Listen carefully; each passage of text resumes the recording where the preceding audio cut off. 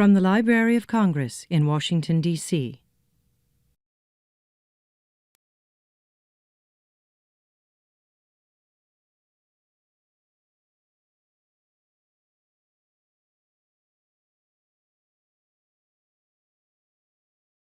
All right, everyone. Welcome to the Library of Congress in our Mumford room. My name is Rob Casper. I'm the head of the Poetry and Literature Center here, and I am thrilled and delighted to welcome you to the first ever U.S.-Canada Capital Poetry Exchange, featuring poets Suzanne Buffam, Liz Howard, and David O'Meara. Before we begin, let me ask you to turn off your cell phones and any other electronic devices that you have. I'm going to make sure that mine are turned off. That might interfere with the event. Second, please note that this program is being recorded, and by participating, you give us permission for future use of the recording. Let me also tell you a little bit about the Poetry and Literature Center. We are home to the Poet Laureate Consultant in Poetry, and we put on 30 to 40 public programs like this one every year. In fact, next Monday, we honor the Library of Congress Prize and American Fiction winner, Marilyn Robinson, with a high-powered panel discussion on fiction, faith, and the imagination. And Tuesday, we feature poet Dana Levin in conversation with Washington Post Book World editor and video star Ron Charles. To find out more about these and other programs here at the Library of Congress and around DC, you can sign in our sign-up sheet, which is out there on the foyer. And you can also visit our website, www.loc.gov/poetry. And now on to this afternoon's event. You can read about each of our Canadian poets in your print program, which should be on your seats next to you. They will each read for 10 minutes in alphabetical order, and then they will engage in a moderated discussion with Monty, Reid. We'll leave time at the end of the program for your questions, and afterwards we hope you buy copies of books by our readers, which are for sale there in the back, and I'm sure they would be happy to sign them as well. I would like to give a special thanks to the Canadian Embassy and Niall Cronin, Counselor of the Embassy, for supporting this event.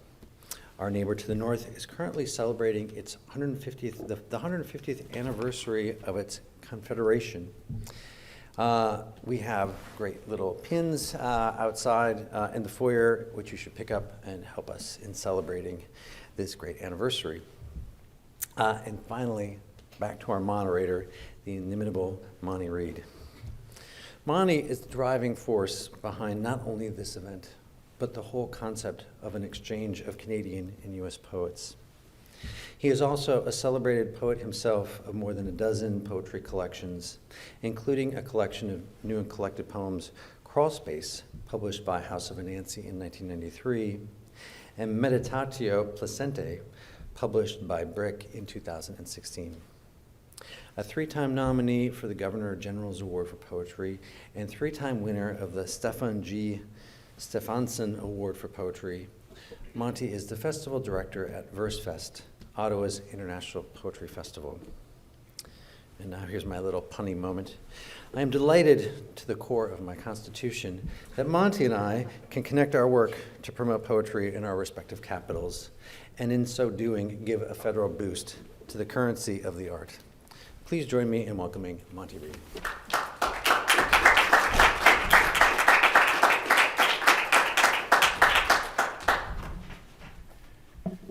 Thank you very kindly for that. I am, of course, very pleased to be here, and thank you all for coming out on a busy afternoon. I'm here representing VerseFest, which is Ottawa's International Poetry Festival. As Rob said, we've just finished, just a few days ago, our 7th festival, and it's been a huge success. And we are trying to build on that success by expanding our activities and making sure that we can attract international guests to the festival, including Americans. We have always had Americans at the festival, but it's always a stretch for us to be able to afford it. And the possibility of working in conjunction with the Library of Congress over over a protracted period is really very beneficial to us, and I hope to the library as well. I don't have too much to say other than that, other than I'm delighted to be here in the company of three, well, I was going to say young, but youngish Canadian poets, all of whom have a substantial track record, but probably aren't that well known here in Washington, and who have some very, very interesting and provocative poetry for you here this afternoon. So they're in your programs. I'm just going to turn it right over to them.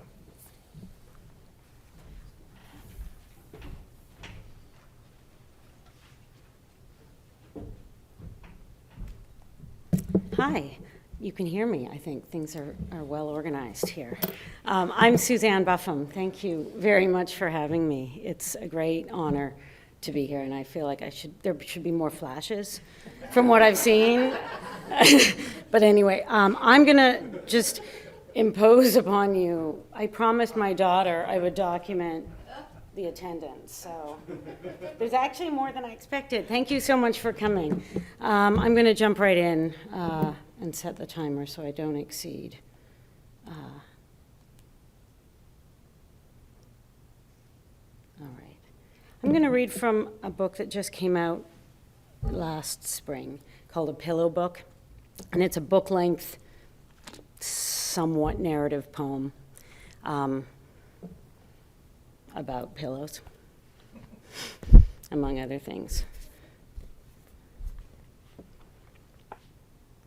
I should say it is a poem, but mostly it's in prose. So there are little prose paragraphs with lists that intersperse throughout the unfolding. Among the oldest living pillows in the world today is a smooth block of unpainted wood with a wide crack running through its middle and a shallow indentation on the top. It was found in the tomb of an Egyptian mummy in the 4th dynastic town of Gebelin on the banks of the Nile River. If you came across it in a field, you might assume it had just fallen from a cart. If you found it by the sea, you might suppose it had been knocked loose from a sailboat in a storm. You might kick it, or pick it up and toss it like a bottle off the dock. F. Scott Fitzgerald wrote lists. Abraham Lincoln took midnight walks. Tallulah Bankhead paid a series of young caddies to hold her hand in the dark, as did Marcel Proust. Thomas Edison invented the light bulb so he could read after dark. I put a piece of paper under my pillow at night, and when I could not sleep, I wrote in the dark, wrote Henry David Thoreau, who once spent a fortnight in a roofless cabin with his head on a pillow of bricks. There are two kinds of insomniacs: those who fall asleep easily, only to wake up hours later to toss on their pillows until dawn, and those who toss on their pillows from the start, only to drift off just long enough to be roused at dawn by the crows. A little game I like to play when I crawl into bed at the end of a long day of anything these days is to guess which kind tonight I will be. And then there's a list of books I'd like to read someday, which I never imagined reading in this library. I and It by Martin Buber. Queen Lear by William Shakespeare. Moby Dick by Gertrude Stein. Endgame by Dr. Seuss. Complete Poems by Sappho.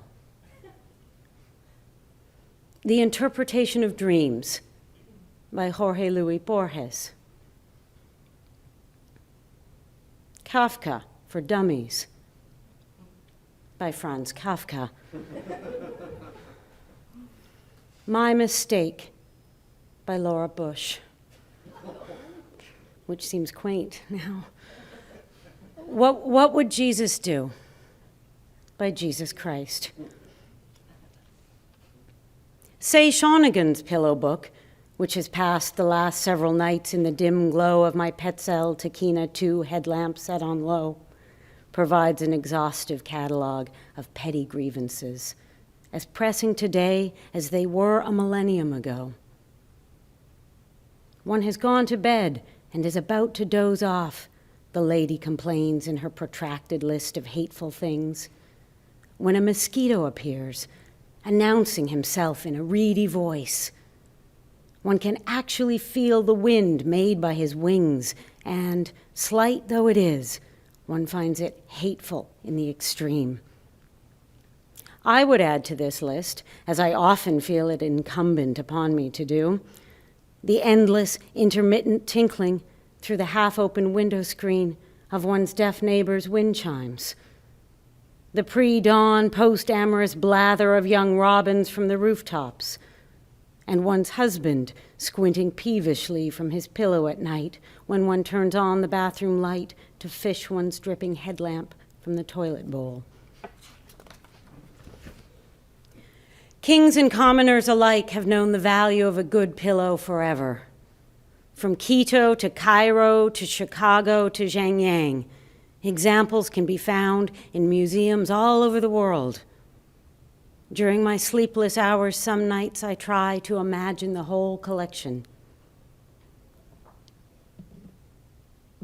Melatonin, Lunesta, NyQuil, ZQuil, Ativan, Ambien, lorazepam, trazodone, warm milk, hot baths, counting sheep, counting backwards from 1,000 in French. Still, I toss and turn through the night with a pillow on my head and another clutched like a mule between my knees. Say was her father's name. Shawnigan, her father's rank. For a brief span of time at the turn of the 10th century, we know that she spent her nights behind a thin paper screen, recording her fugitive aperçu by candlelight with an ink stick on rice paper behind the bolted high-end gates. We know that she slept, when she managed to do so, on a small, hollow pillow made of polished bamboo. Things to buy, things to fix, things to fold, things to freeze, things to paint, things to unpack, things to order, things to renew, things to revise, things to discard, things to dismantle, things to destroy. The closest I come to writing poems these days are the lists I jot down in the little blue notebook I keep beside my pillow to remind myself, years hence, how my middle years were spent. And then a list of unmarked days. I don't know what today is the International Day of, but it is no doubt something. But there are still some things that are unacknowledged, and this is a list of some of those. Labor Day. World Day Against the Abuse of Perfume. World Backtalk Prevention Day. International Day for the Complete Eradication of Goatees. International Day for the Right to the Truth Concerning Hidden Calories in Juice. United Nations International Day in support of the victims of screen fatigue. International Day in remembrance of diaries altered and burned. Day of the Sleepwalker. Day of the Streetwalker. International Day of the Overripe Pear. Daylight Spendings Day, Divorcee Day, World Day for the Promulgation and Diffusion of Fog, Anti-Dabbler Day, Doris Day Day, World Day for the Remembrance of the Tiny Hands of the Tyrannosaurus Rex. I can swim, Her Majesty proclaims from her pillow one morning. By this she means that she can cling to my neck in the shallow end of the university pool while I clap and sing a bouncy song about rain to the tune of I'm a Little Teapot with a flagging chorus of other mothers. In the locker room, the toddlers shriek and squirm in sagging swim diapers while we women folk sigh and hide behind our towels. Bolted to the ceiling in the corner above the sinks, the TV, perpetually tuned to CNN, crackles with the constant chatter of catastrophe unfolding on the far side of the screen. Her Majesty, I am grateful to observe, has not yet spotted it. And I'll stop right there. Thanks very much. I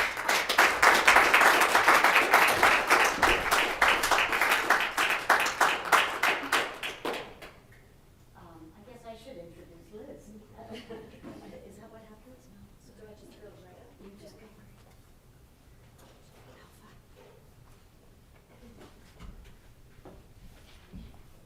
Hello. Thank you for that beautiful reading, Suzanne. That's such gorgeous work. Thank you so much for having me here today. And thank you so much to Monty for taking the initiative to get this all started. And it's a real honor and pleasure to be here reading today. And I'll read to you 3 poems from my book, Infinite Citizen of the Shaking Tent. I'll begin with a poem called Boreal Swing. My mother hunted moose. As a child, my grandfather taught her how to field dress a bull. Make an incision from the throat to the pelvis, the abdominal cavity emptied. Haul him up between 2 pines, the body inverted, antlers almost grazing the soil. Each hind limb leashed to a trunk above to allow the flesh to cool. Then she'd climb inside the open chest, fix her toes along the ledge of 2 ribs, and with a kick to the bull's left shoulder, he sent her swinging.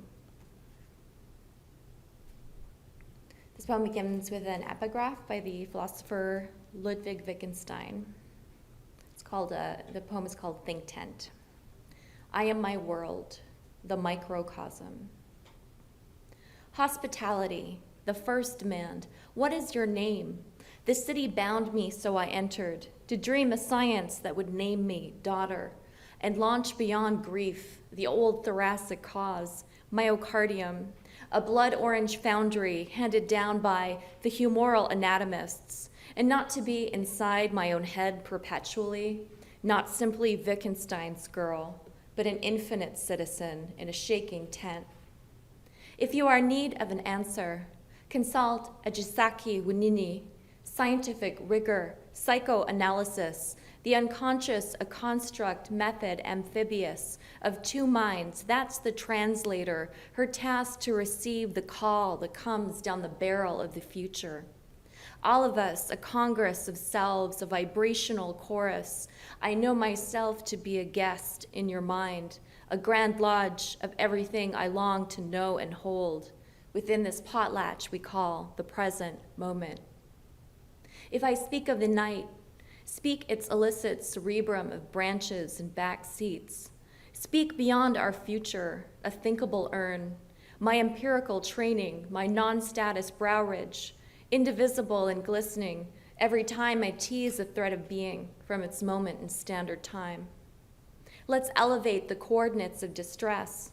Take it all in, I'm all in and over the limit, the eliminative, the lumens, the mens rea, the loom. To be a shopkeep in the showroom of nouns, what to purchase and what to disavow. Speak with saffron, speak of just the small bits atomic, speak of the inevitable curve in the data, all foreclosed upon and glimmering like a good bitch in the brine of night. I haven't nearly enough heat here in this stakeout. The sky died and I'm its anima in the pitch thickets. I have fingers with which to squish, pin cherries and rose hips. Dogwood, I have begun to hear a rosary of pure tones, the colony, hear its call toward disorder. Citizens, I have never been dishonest in my horror. The underclass of our era, a requisite paternity test, dominus in excelsis. Our foisted self-addendum was called against our lack of surprise. Everything that always happens as it happens to you, in the soiled ledger of our days, I know you know, we are forever evident. In our swampy coda of tending the land is its own belonging to itself. In a laboratory of thought, lifting paper cups of black foam up to our mouths. Without cameras, everything becomes the fringe of our interior. Affect is an aid to cognition, shameless in its missionary position of standard time. Another day unmoored from its twin, hysterical about music, our ontogeny, an iterative gasket, I knew it as a sphere flinched in my portal vein, thickening and bleating and posturing, all that happened upon the digital, sidestep the distinction. Blessed, unfettered, the open stone's face. It was as if we almost knew, but then the scene changed, a false shore above the original. The last piece I'll read is sort of almost a companion poem to that piece. It appears towards the end of the book. It's called North by South. Was as if I really knew, but then the dream changed. Stalactites under Mexico become the show ponies of our thrownness, gradually turning into an estuary of blood and soy. Blessed, unfettered, the open stone's face. There are more totem moments where the stars have drunk the ocean. On a self-similar confessional flight path over the northern hemisphere, this account of light as an acquired characteristic became propositional, just as every forest would come to speak to us as a verb. Sweet citizen, I know you as I know myself, a fictive province of selves within Doppler range. Oh, body sensate, your telepathy so impatient. Soon you'll know hope is no nutrient, no last word on forgiveness. Opiate moment, unlatch the skull of a lake from your trophy of red snow. We're in this for the killing fields of every biome. Prosperity, a glittering dryad, felled on the horizon. If there are poems inside the camel, brush its hump with simple syrup. Ants come and eat the flesh away. Poetry evaporates from the wound, your boots fill with milk. In the lecture theater, the poets stand with their camels. We had no words, our faces became indistinguishable. Is this an indigenous or occidental dream? Note the presence of wildlife, an anxiety about money. We stand at the lectern of origin. We stand here not only to be counted. I felt I needed to walk far out into the woods, through the woods to a river, and walk upon the waters of that river dissolving, and the silt of me returns to Hudson's Bay, to the Arctic Ocean, is dispersed further into the Beaufort Sea I often dreamt of when small, napping beside a book of maps. In another dream, it's evening. I'm to photograph 3 women who face me with their babies bundled in their arms. Poet, scientist, Anishinaabekwe, smile at me, and one by one, the babies explode into flames. That same year, I sat looking out of the living room window at a boulder across the street, a glacial erratic split into 3 pieces by the growth of 2 birch trees. I remember when that stone was whole, my mother said behind me. This is what life does. in a tradition not quite ablated by pox, TB, and/or Christ, the dreaming self as corporeal in its endeavors as in a waking state, I go somewhere into a kind of felicity, unforgiving. Taking our birth names, we headed south, vaulting the tractionless sphagnum for a credit card. Our only limit will be of language. My carry-on could be your carry-on, only I'm not a corpse, but a citizen. I tie a knot around the throat of all knowledge. Insist I know where my own body was when the earth retired from intimacy. When presented with history in the form of an ellipsis, I must continue. Feral, I enter the court of words, December of my mind, launched toward more than NORAD knows of the taiga. Thank you.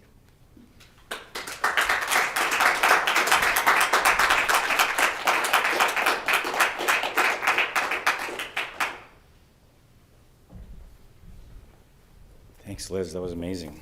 I usually blank when the reader ahead of me is reading because I'm going up next, but I was listening. Suzanne, I'm going to steal your prepared water here. I'll trade you. I'll give you mine later. I'm going to start with a new poem, which is a dangerous thing to do because this is recorded. I'll edit it and then we'll say, what happened? I think we've all maybe experienced the futility of using a humane trap for a mouse. But this is called I Carry a Mouse to the Park Beside the Highway. I couldn't smash a gray life, leave it in violence under the hammer slap of a metal wire, that poor change purse of bones who jingled for crumbs on our kitchen counter all summer from a station behind the stove, where no one could reach or follow through a dime-sized hole. I portioned the aged cheddar, and unsnapping the lid of the trap rigged with a humane, weight-triggered one-way ramp, placed the bait inside. Dressed in a jacket before dawn, I forced myself to be a cartoon silhouette. In sneakers, I rented 30 minutes from time and lifted the tin palanquin, quivering mouse inside, its brief flight a bumped spirit level across vacant intersections, through an underpass almost too early for joggers.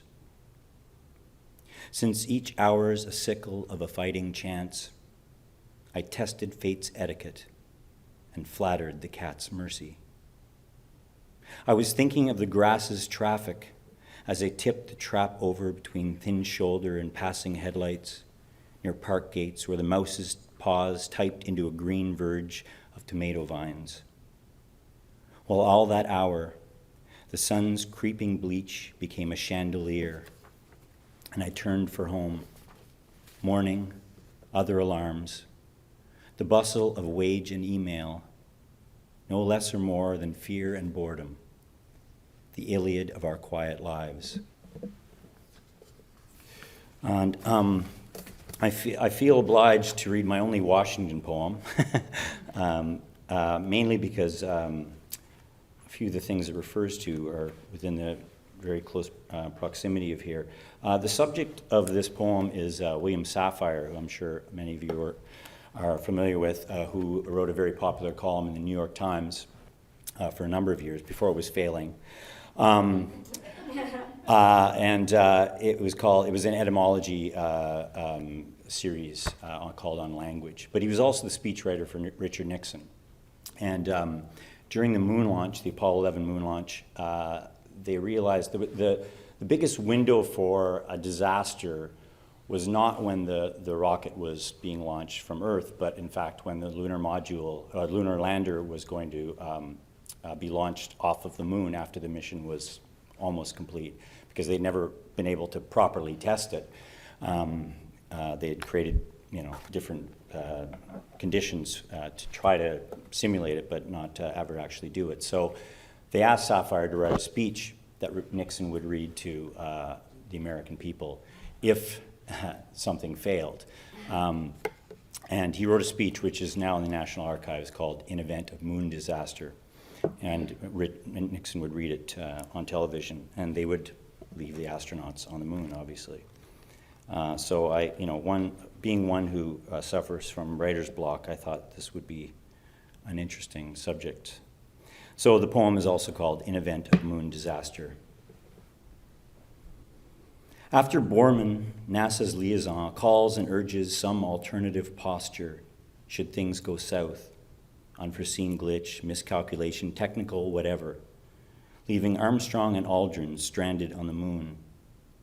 Does Sapphire walk or run to the Oval Office?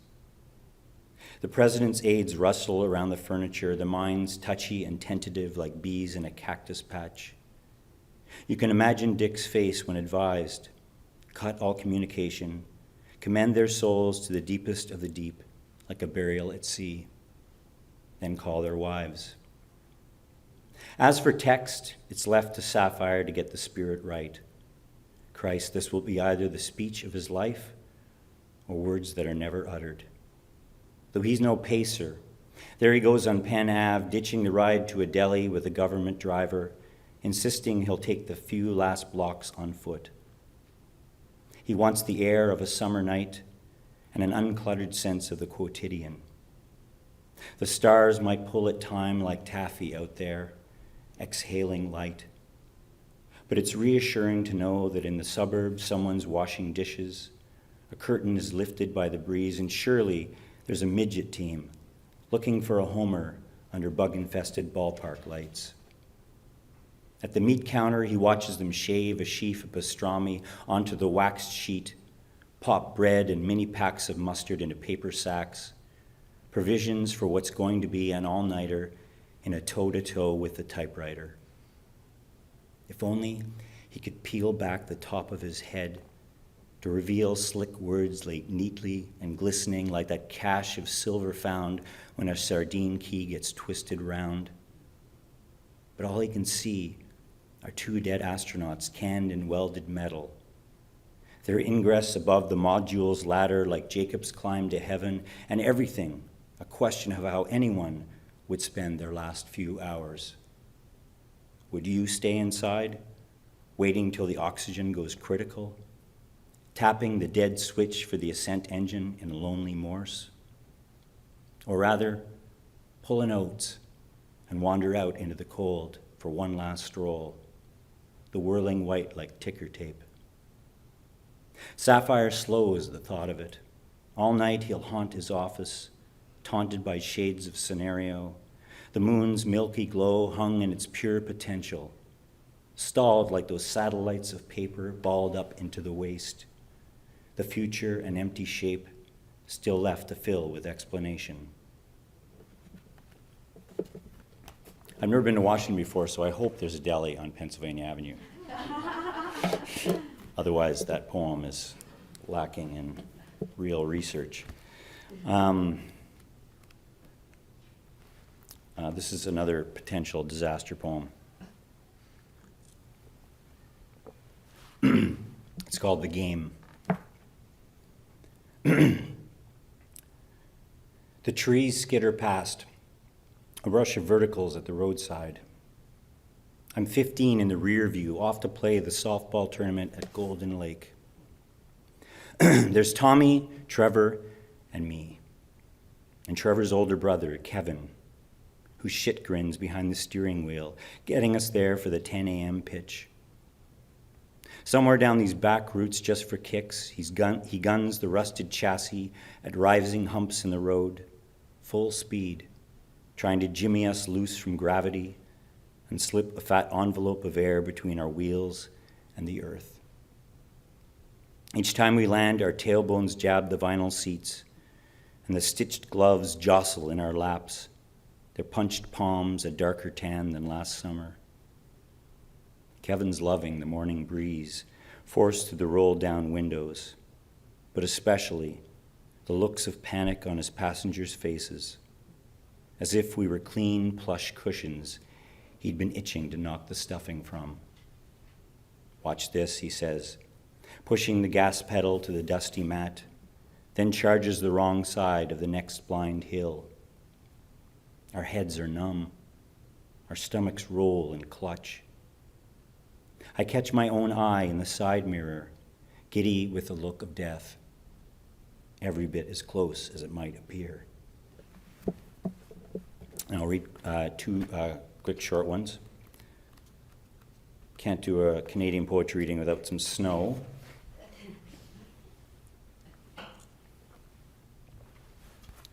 This is a poem about not being able to write a poem, which is about as postmodern as I get. It's called The Tennis Courts in Winter. From Christmas through the end of March, I've been trying to find some clever way to start a poem called The Tennis Courts in Winter. I pass them every day on my snowbound lurch up Delaware and Cartier, the East Side Court still posting rules of play, the stiffened board off kilter with the zip ties snapped. But every chance I'd get to jot the title down was stopped by white below. My unwritten poem had become the tennis courts, frozen to a stop inside a chain-link fence, blocked and blank, the obliterating snow like revelation in reverse, which, of course, is just forgetting. But I don't forget. I don't know why the title haunts me. It might have something to do with potential. Yesterday, I thought of it again, though it's been years since I moved away to this other neighborhood, and the snow has come and gone at least 100 times since then. And another new one called I Travel.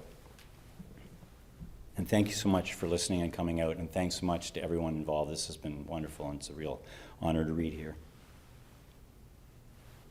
I travel. If I was told I would have to go, then I would very much like to stay.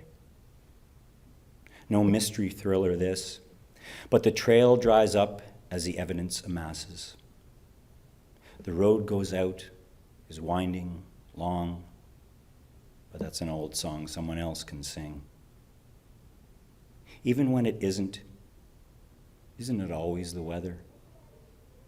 It is always the sky viewed through a square.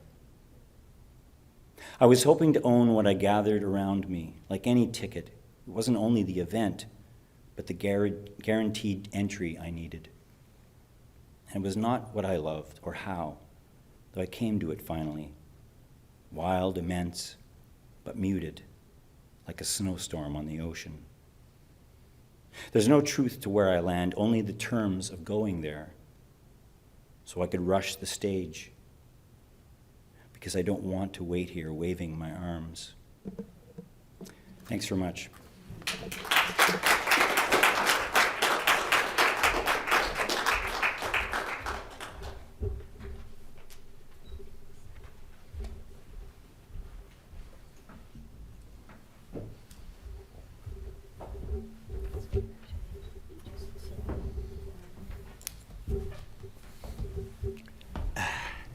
I can see I made the wrong choice here.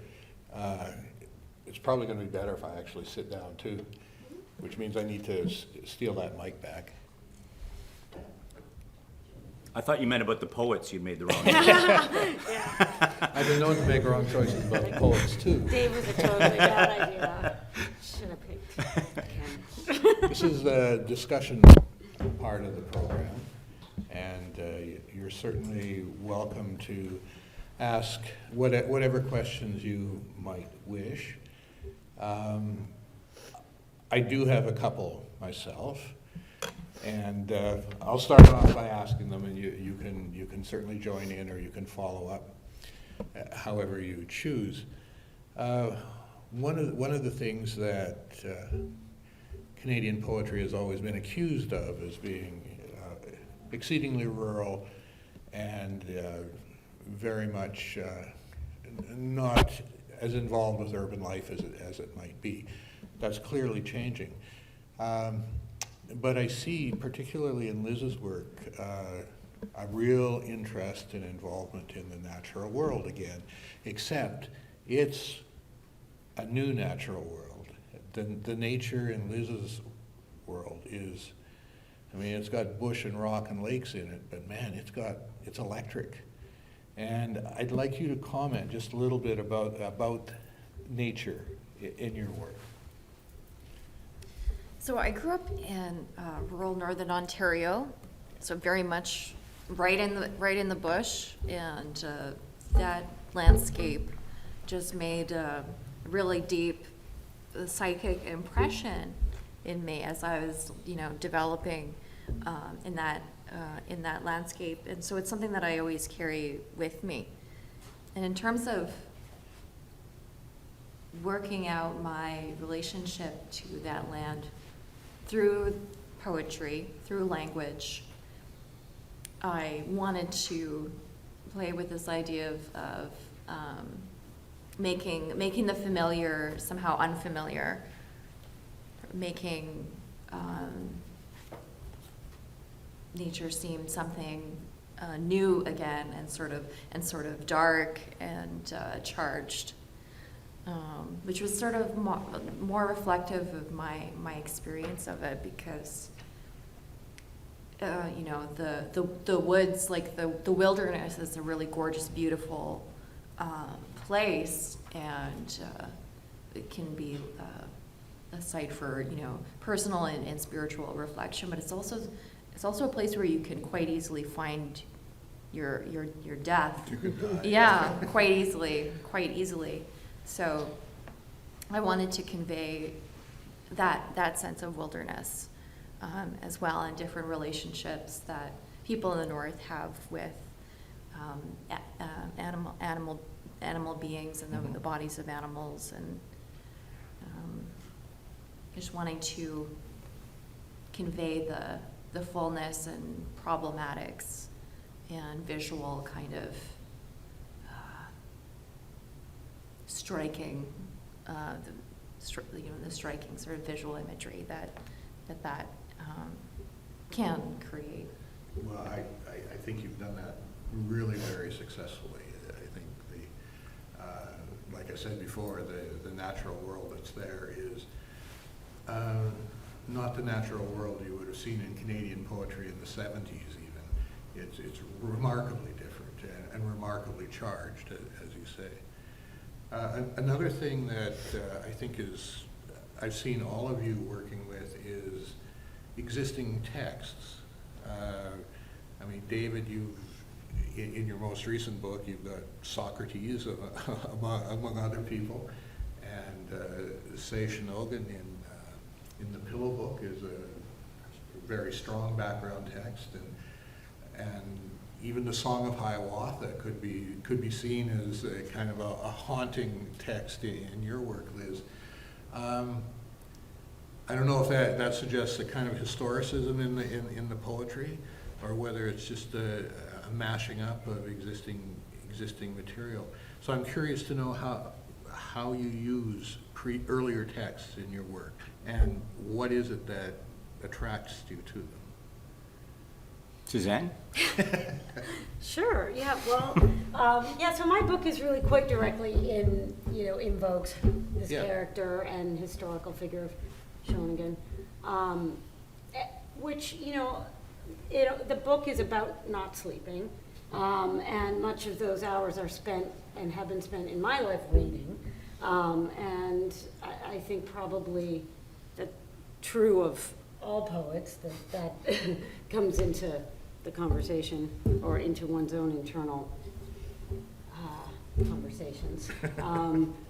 So yeah, I mean, in a way, my book is kind of written through her book and to her in a certain respect, and that book helped open up formal possibilities for me that I wanted to be in conversation with. The question of writer's block, what does one do when one meets up at Reid? Turn to other books, and that's, for me, always where inspiration comes from. Above everything else is other people's language. And so, yeah, the history behind the long history of text. Yeah. And sometimes really old texts can open up new things in a new context. And that, for me, also was part of the pleasure of it, was finding this 1,000-year-old form that actually works beautifully in, the listicle You know, the way the internet blogs and listicles and all of these things that are very contemporary also actually kind of existed in this form 1,000 years ago in Japan. That seems like the sort of earliest blog. So it adapted to new material. Yeah, I just followed in saying that I think, you know, you're always in conversation with texts from the past, whether it's 10 years ago or 1,000 years ago. And as a writer, you're always drawn to you want to find some tension, and sometimes that's a question of deconstructing a prior text or mashing it up. The thing that Monty was referring to is there's a dialogue in my book between Socrates and Sid Vicious from the Sex Pistols, and they both find themselves in the afterlife, and they were sort of both figures of dissent in their societies. And I was curious to see what would come about when they would have a conversation and what conclusions or arguments they would get in about that. So a certain kind of, hopefully, by rubbing two things that don't seem necessarily the same together can hopefully create a fire of some sort, I would think. And that's why we do it. Questions? Comments?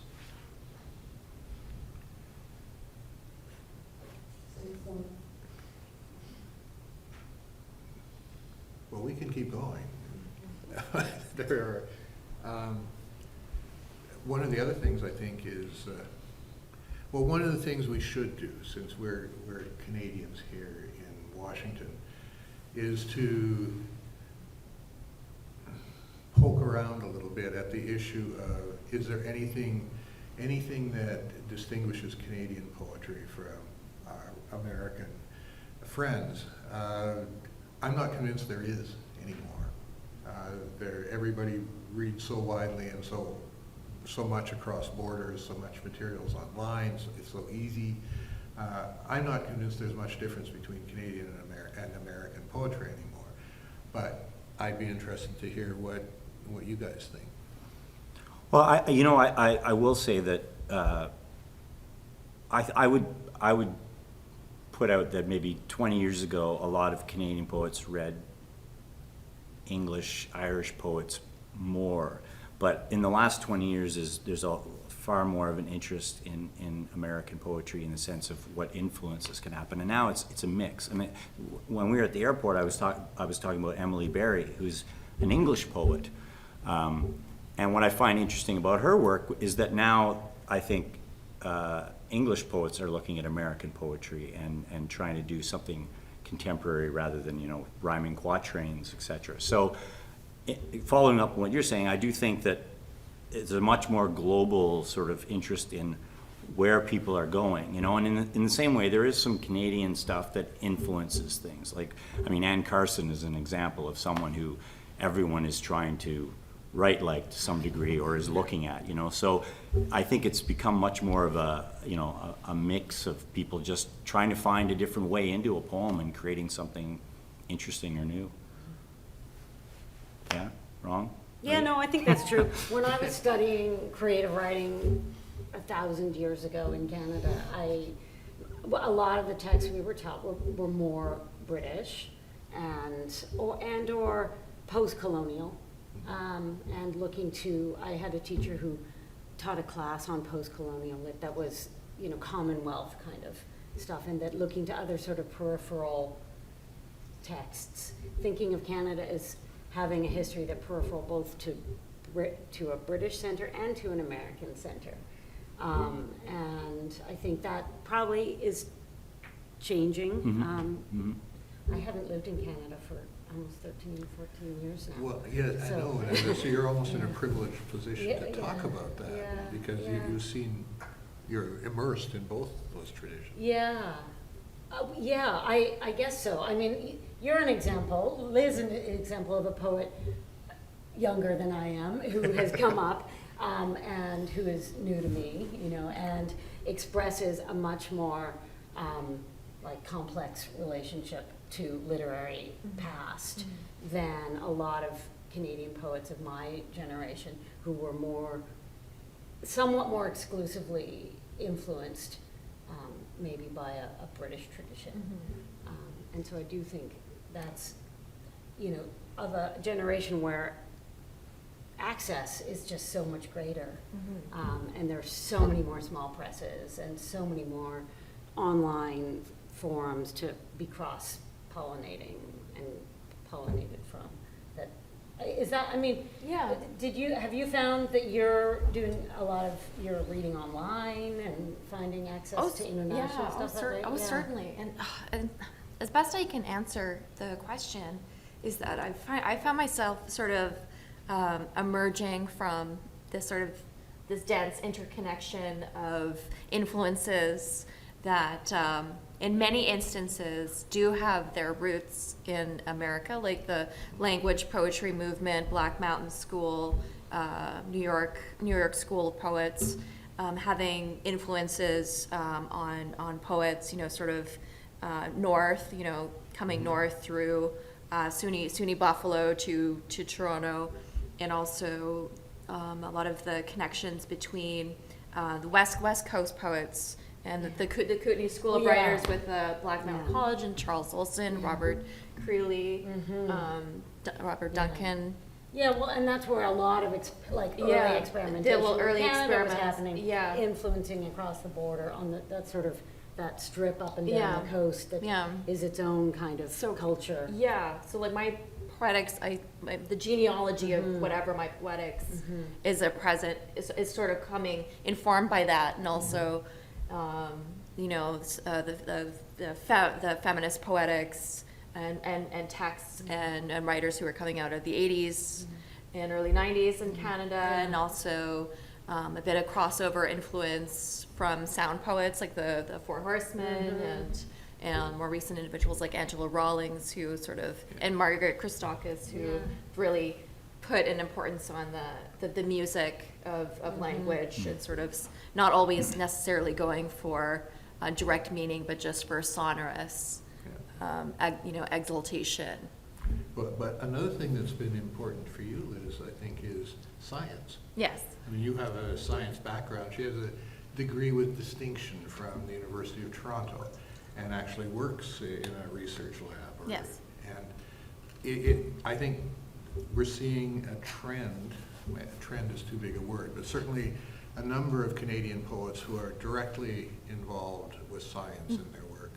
I mean, I think of Meder Anand, who's also a scientist, and people like Christian Book and Adam Dickinson and other folks who are making use of fairly rigorous science within their work.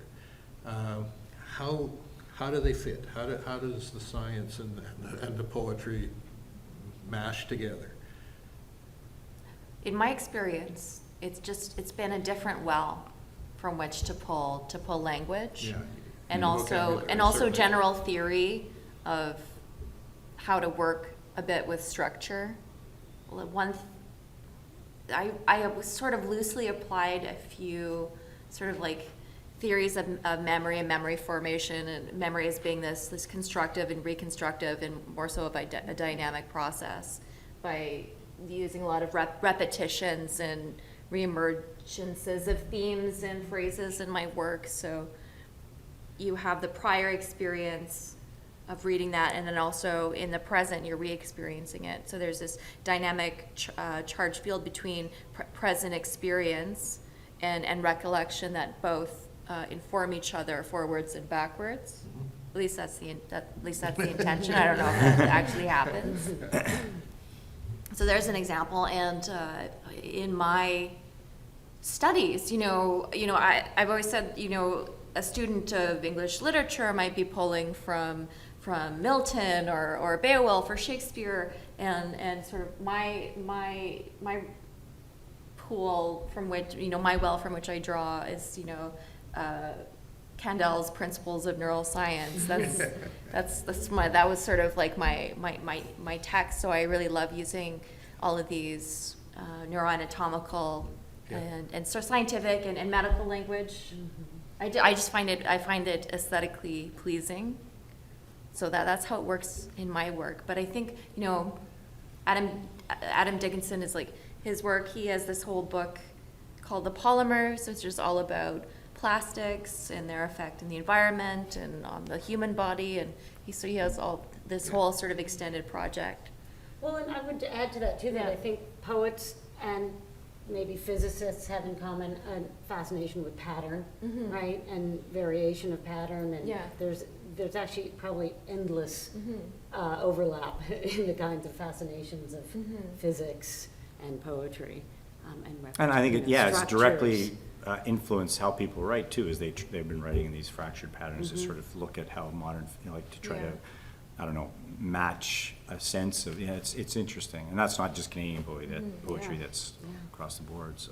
I'm not sure if it was before him, but I know the Christian book really brought forward the notion of pataphysics. Which was created by, was it involved with Ulipo? Well, Or is it sort of- McCaffrey and V.P. Nickel. Okay, they were okay. In Canada, anyway. In Canada, okay. It did not originate in Canada. No. But that part of my reading and research is really dusty. So it's very, That goes back a ways, too. yeah. I was wondering, since this is a capitalist poetry exchange, if you might be able to talk a little bit about Canadian government support of poets and poetry, and how different it might be from support here in America for the art. I can talk about Sure. that because I've been a beneficiary of both, actually, and I'm immensely grateful. And I can say that, you know, the Canadian government is vastly more supportive of the arts in terms of the way they fund artists, practicing artists. Not only do practicing artists have health care, but they also get access to a lot of grants that have been totally, for me, essential during early years. In the United States, there are great programs, the NEA, that I received a grant from, which enabled me to finish that book, and I'm very grateful for. I had to be at a certain place in my career in order to qualify for that in the first place, whereas in Canada, there are a lot more, you've probably been given grants as young writers, there's a lot more support at that lower level, which has been, I think, very essential to cultivating talent that otherwise can't invest. You know, I think access here to creative writing programs, which is a kind of way that people get that time to write. There's a more privileged category of people who can even just go to those schools and take out the loans to do graduate study, and then you get access when you're young, or you maybe get funding when you're young through an MFA program. In Canada, I think the benefit of the way that funding is structured is that you don't need to already be privileged enough to attend a graduate program for higher learning. You just submit a proposal and some work. And so it levels the playing field socioeconomically, I think, considerably. Yeah. You've probably both received funding Yep. early on in your career. At different points Yeah. in the career, and your work is being judged by a jury by someone who might have one book or 20, and it's about the work, and you have an equal chance to get a grant to continue the project. Canada is very good at that. They're not as good actually at which is why this is great, is of exporting their culture. There are things like travel grants if you get invited to an international festival, which I've used a few times. But there are. I know that I work with Monty with this festival, and when we're bringing in Irish poets or Scottish poets, there are things like Culture Ireland, Creative Ireland, where you can apply as a festival and bring in people from that nationality.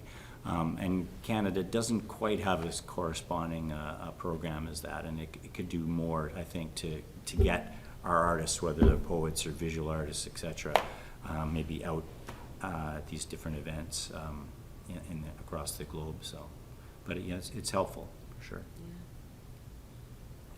When we hear that the National Endowment for the Arts is on the block and just may not survive, it comes as a shock to us and a real sadness for us, because we know many of the people in the institutions who will be affected by that. And for those who are arguing against that elimination, we do wish you all the best. I know it doesn't amount to much to say it here, but I do know it will create a great deal of difficulty for writers in the States.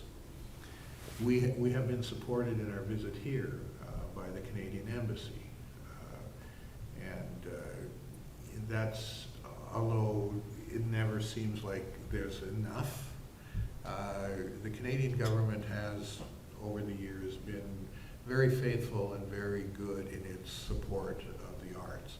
It varies with administration to administration, but there has always been something there, and for that we're tremendously grateful. Other questions out there?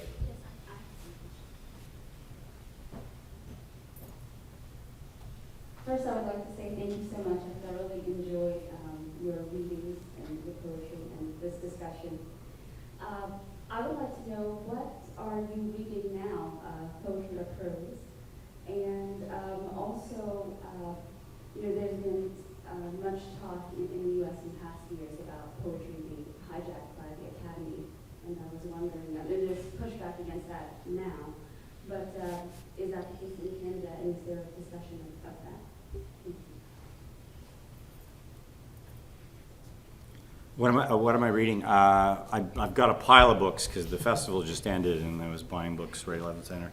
But currently, I've been reading this Emily Berry book, which is very interesting.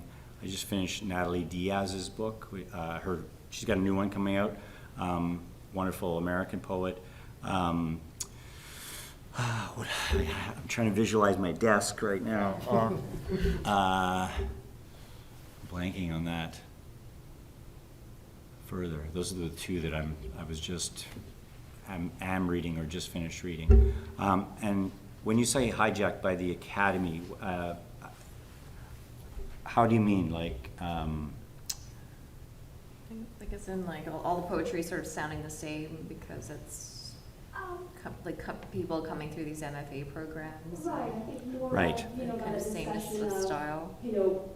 One maybe needing to be credentialed vis-a-vis a bachelor's or master's program or an MFA sort of thing. Also, poetry readings being sort of a job application to be a professor at some MFA program or a writer in residence. That sort of thing. But I don't know the situation in Canada. Yeah.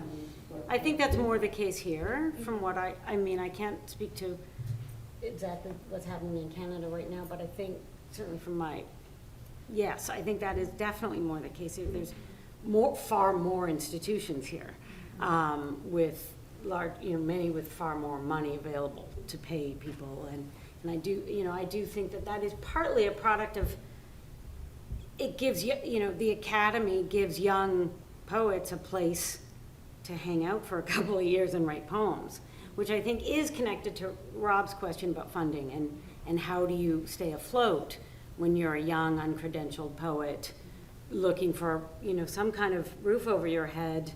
If you can get funding from a university program to spend a couple of years doing an MFA or a PhD, it's a place to write your first book.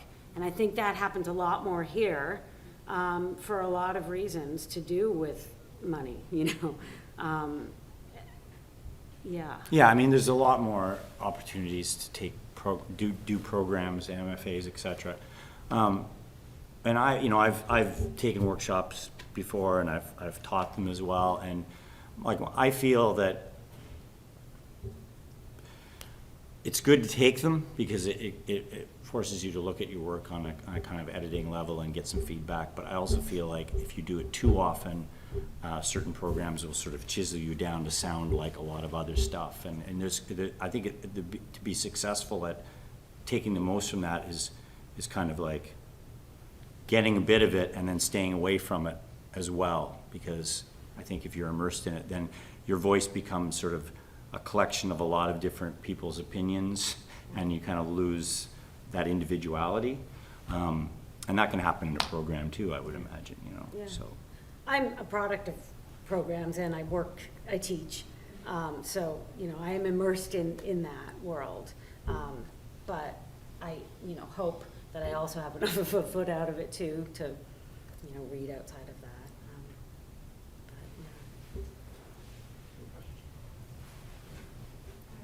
Thank you for the opportunity to be with you. I would like to know if you have a non-English poetry that is native of Canada or maybe immigrant from Asia, North Africa, which they can the last 30 years in Canada and make it black. Mm. You have that type of poetry or literature? Yeah, well, My Canadians answer.